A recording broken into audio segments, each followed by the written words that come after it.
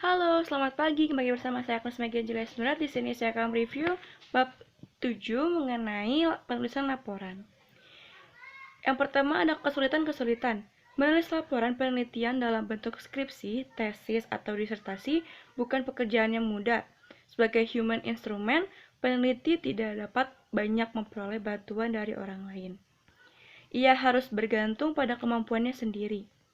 Penulisan laporan memerlukan kemampuan menganalisis, ketajaman melihat hubungan antara berbagai data yang sangat penting. Ia harus mempunyai imajinasi. Dikatakan bahwa imagination is the heart of data analysis. Ada tidaknya imajinasi penulis menentukan apakah hasil penelitian itu khas, bermanfaat, relevan, atau original. Menulis laporan memerlukan kemampuan menyatakan buah pikiran dalam bentuk tulisan. Ia harus sanggup merumuskan konsep-konsep dengan kata-kata yang tepat. Dapat melukiskan sesuatu dengan jelas dan terinci. Pada taraf permulaan dirasa bahwa kata-kata dan kalimat-kalimat yang ditulis masih angkal, kosong, tak bermakna, tak mendalam, tak menggambarkan apa yang ingin dinyatakannya. Timbul rasa tak puas, bahkan rasa gagal dan kekecewaan yang dapat melemahkan semangat serta menimbulkan kekesalan dan keengganan untuk memulai lagi dan melanjutkan usaha menulis. Maka karena itu penulis skripsi, tesis, dan disertasi harus mempunyai kemampuan yang keras serta semangat yang pantang menyerah.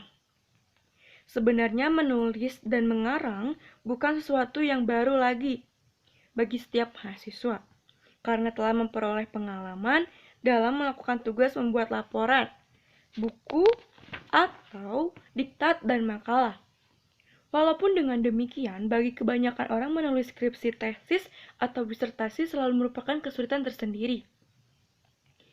Bekerja menulis skripsi, tesis, atau disertasi sebaiknya diikat oleh suatu jadwal yang ditentukan sendiri, yang memaksa kita menyelesaikan tugas tertentu pada waktunya.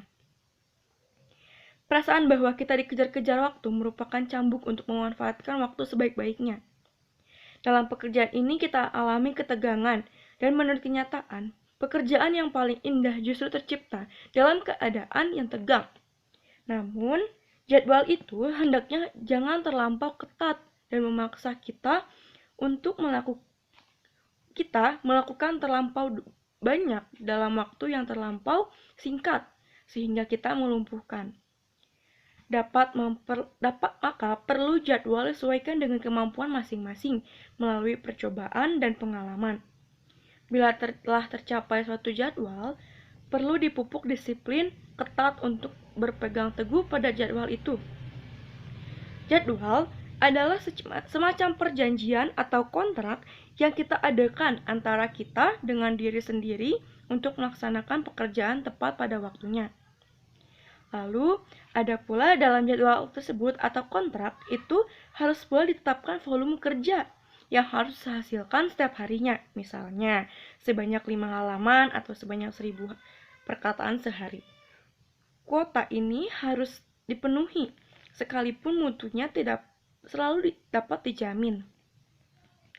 Salah satu kesukaran yang paling sering dialami dalam penulis skripsi atau tesis ialah memulai penulisan.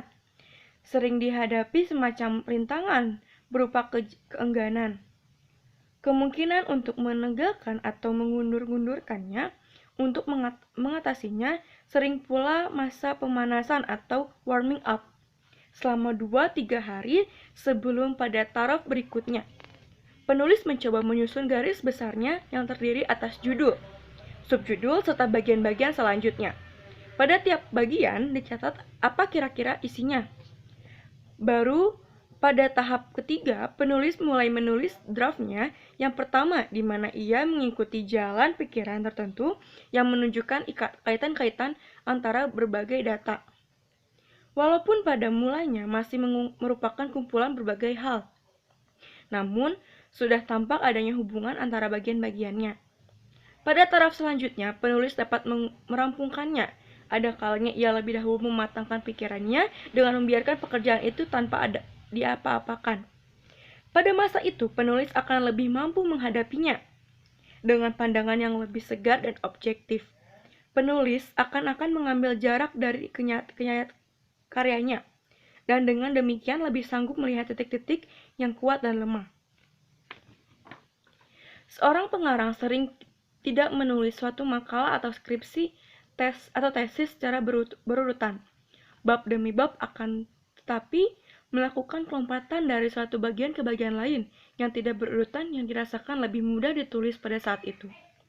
Kemudian bagian-bagian itu dapat disatukan. Demikian pula halnya dengan penulisan skripsi, tesis, atau disertasi. Tidak selalu harus dimulai dengan bab 1 ke bab berikutnya, bahkan pendahuluan sering ditulis terakhir. Sekian dari saya, terima kasih.